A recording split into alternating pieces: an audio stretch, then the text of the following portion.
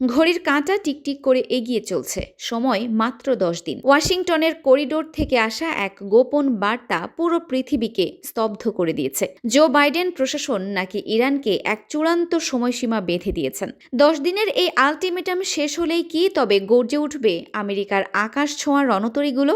পেন্টাগনের টেবিলে এখন আর কোনো আলোচনার ফাইল নেই, আছে কেবল ইরানের স্পর্শকাতর স্থাপনাগুলোর মানচিত্র। কেন এই হঠাৎ আলটিমেটাম? আর এই 10 দিনের মধ্যে আমেরিকা ঠিক কি প্রস্তুতি নিয়েছে ইরানকে মাটির সাথে মিশিয়ে দিতে?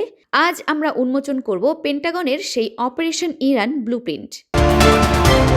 আমেরিকার প্রস্তুতির প্রথম এবং প্রধান ধাপ হল আকাশপথের দখল নেওয়া। গোয়েন্দা রিপোর্ট অনুযায়ী কাতার, আমিরাত এবং কুয়েতে থাকা মার্কিন ঘাঁটিগুলোতে গত 48 ঘন্টায় কয়েকশো অতিরিক্ত ফাইটার জেট মোতায়েন করা হয়েছে। আমেরিকা এবার কেবল ড্রোন নয়, বরং তাদের সবচেয়ে আধুনিক এবং রাডার ফাঁকি দেওয়া স্টিলথ ফাইটারগুলোকে প্রস্তুত রেখেছে। মূল লক্ষ্য হল ইরানের আকাশ প্রতিরক্ষা ব্যবস্থা বা S-300 সিস্টেমকে প্রথম কয়েক মিনিটেই বিকল করে দেওয়া। পেন্টাগন চাই ইরানের রাডারগুলো যখন বন্ধ হয়ে যাবে ঠিক তখনই B-52 বোম্বারগুলো ইরানের ভূগর্ভস্থ পারমাণবিক কেন্দ্রগুলোতে বাংকার বাস্টার মিসাইল ছুড়বে।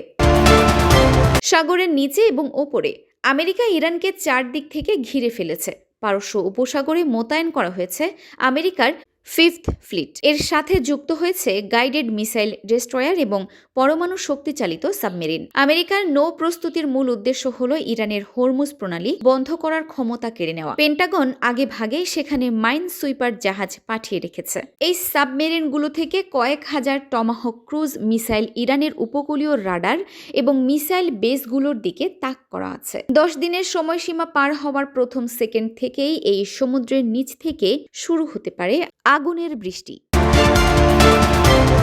10 দিনের আলটিমেটাম শেষ হতে আর বেশি দেরি নেই, কিন্তু এই যুদ্ধ শুরু হলে কি আমেরিকা সত্যিই জিতবে?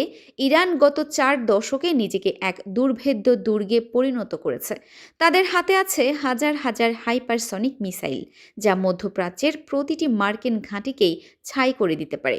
এই যুদ্ধ মানেই বিশ্ব অর্থনীতির সমাধি। এটি কি শান্তির শেষ সুযোগ, নাকি আধুনিক ইতিহাসের সবচেয়ে ভয়াবহ যুদ্ধের শুরু? আপনার কি মনে হয়? আমেরিকা কি সত্যিই হামলা চালাবে? এই যুদ্ধের ফলাফল কি হতে পারে?